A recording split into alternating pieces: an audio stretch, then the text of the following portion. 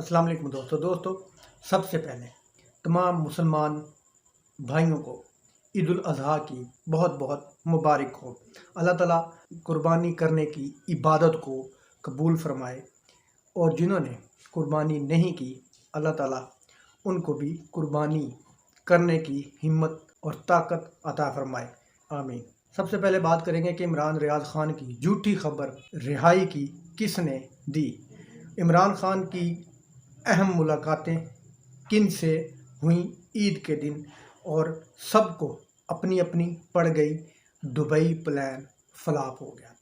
इमरान ख़ान साहब ने आज ईद के दिन भी बड़ी बड़ी मुलाकातें की हैं बड़े बड़े लोगों से और इमरान ख़ान साहब ने 4 तारीख को पेश होना है फिर अदालतों के अंदर और प्लान ये है कि इमरान ख़ान को हर सूरत में गिरफ़्तार कर लिया जाएगा 4 तारीख को जब पहला वर्किंग डे होगा और इमरान ख़ान साहब की अदालतों में पेशियां हैं। तो इमरान ख़ान साहब ने इस लिहाज से अपने एक जानशीन को अगला लाहे अमल दे दिया है कि इमरान ख़ान साहब अगर गिरफ़्तार होते हैं तो वो जानशीन अगला लाहे अमल आवाम को देगा जब इमरान ख़ान गिरफ़्तार होंगे। अगर आप ये सोच रहे हैं कि वो जानशीन शाह महमूद कुरैशी हैं तो आप गलत सोच रहे हैं। वो शाह महमूद कुरैशी नहीं है, वो शख्सियत कोई और है जिनका आपको ज़हनो गुमान में भी ना होगा।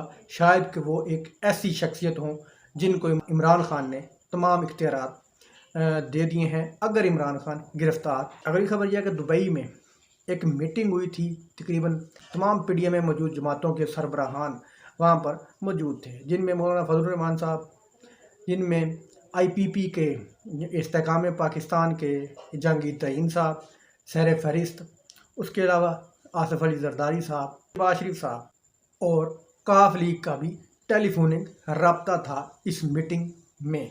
इस मीटिंग में इमरान ख़ान को किस तरह शिकस्त देनी है इस चीज़ पर बातें होती रहीं, लेकिन कोई भी स्ट्रॉन्ग पॉलिसी नहीं बनी।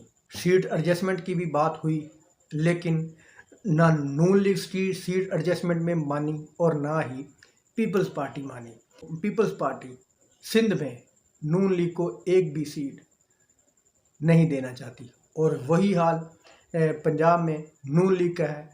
वो नून लीग ने कहा है कि जनाब हम एक भी सीट पर आपके साथ एडजस्टमेंट नहीं करेंगे, जिसमें जितना दम है वो आ जाए मैदान में और इमरान ख़ान का मुकाबला कर ले। लेकिन वहाँ पर एक और शख्सियत बैठी थी, उन्होंने कहा कि जनाब आप जो मर्ज़ी कर लें, हम जीतने वाले नहीं हैं, इमरान ख़ान हमें इबरतनाक शिकस्त देगा। इससे बेहतर है कि हम मिलजुल कर इलेक्शन लड़ें, इसी इत्तेहाद से जो इत्तेहाद अब है इसी इत्तेहाद को आगे लेके चलें और इसी इत्तेहाद से इलेक्शन लड़ें। लेकिन दोस्तों इस पर भी बात फाइनल ना हो सकी और अब ये खबरें मिल रही हैं कि ये इत्तेहाद बनने से पहले ही रेज़ा रेज़ा हो गया। कोई इत्तेहाद नहीं बना, कोई किसी भी मामले पर इत्तेफाक राय नहीं पैदा हुआ। सब ने यही कह दिया कि जनाब अपना इलेक्शन लड़ो, जो हो सके वही करो, देखते हैं किसके घुटनों में कितना पानी है। तो में जो मीटिंग थी, ये जो मुलाकात थी, इसमें कुछ भी फाइनल ना हो सका। अगले इलेक्शन के लिए ना कोई सीट एडजस्टमेंट हुई ना और ना ही कोई इत्तेफाक राय पैदा हुआ इन पार्टियों के दरमियान और बात इस चीज़ पर ख़त्म हुई कि जनाब हम अपना अपना ही देखते हैं, अपनी अपनी जमातों से अपने अपने दम पर इलेक्शन लड़ेंगे। क्योंकि ना ये जरदारी साहब चाहते हैं कि नून लीग सिंध में आए और ना नून लीग चाहती है कि जरदारी के साथ हम कोई भी सीट एडजस्टमेंट किसी भी हलके में करें। अगली खबर यह है कि इमरान रियाज ख़ान की झूठी खबर किसने दी। इमरान रियाज ख़ान की रिहाई की झूठी खबर एक बहुत बड़े नामवर सहाफ़ी कॉलम निगार जनाब हारून रशीद साहब ने दी थी।